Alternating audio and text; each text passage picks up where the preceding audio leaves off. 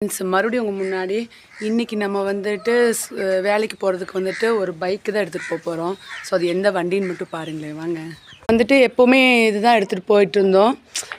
Petrol வந்துட்டு 150 ரூபா daily செலவாகிறதுனால நம்ம வந்துட்டு இப்போ இந்த பைக்கு தான் எடுத்துகிட்டு போகிறோம்.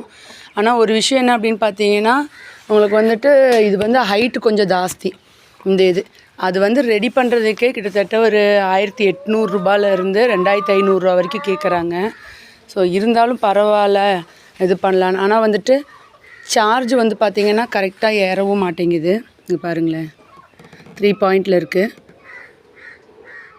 இந்த ஒயர் வந்து கொஞ்சம் ப்ராப்ளம் இது. இங்கே பாருங்களேன் ஃபுல்லாக மெல்ட் ஆகி கிடக்கு. ஸோ நான் வந்துட்டு இந்த வண்டி வாங்கி வந்து பார்த்திங்கன்னா ஒரு 1.5 வருஷம் ஆச்சு. 1.5 இல்லை 2 வருஷமே ஆச்சு. 1 வருஷமாகவே வந்துட்டு இந்த வண்டி சும்மா தான் நிற்கிது.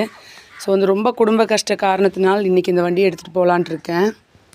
சைக்கிள் வந்துட்டு யாருக்கிட்டெல்லாம் இருக்குது அப்படின்னு கமெண்ட் பண்ணுங்கள். சைக்கிளில் வந்துட்டு உங்களுக்கு என்னெல்லாம் ப்ராப்ளம் இருக்குது அப்படிங்கிறதும் கமெண்ட் பண்ணுங்கள். எனக்கும் இதில் நிறைய ப்ராப்ளம் இருக்குது. சர்வீஸ் எனக்கு தெரிஞ்சு கரெக்டாகவே இல்லை. இந்த வண்டி வாங்கி ஏன் வாங்கணும் அப்படிங்கிற மாதிரி எனக்கு ஒரு ஃபீல் ஆகுது. ஸோ பார்ப்போம். இது ஹைட் கம்மி பண்ணுறதுக்கே அமௌண்ட் அதிகமாக தான் கேட்குறாங்க, ஓவர் ஹைட்டு. ஆனால் நாங்கள் டெஸ்ட் ட்ரைவ் பண்ணும்போது வந்துட்டு ஹைட் கம்மியாக இருந்துச்சு. அதுக்கப்புறம் அப்டேட் மாடல்னு ஹைட் அதிகமாக கொடுத்துருந்தாங்க. சரி ஒன்றும் சொல்கிறதுக்கு இல்லை. இப்போ குடும்ப கஷ்டங்கிறதுனால இங்கேருந்து நான் காந்திபுரம் போகிறதுக்கு 28 கிலோமீட்டர் வருது. ஸோ அந்த 28 கிலோமீட்டரும் நான் இந்த வண்டி எடுத்துகிட்டு போனதாக உண்டு. என்ன பண்ணுறது? ஸோ வாங்க பாய்.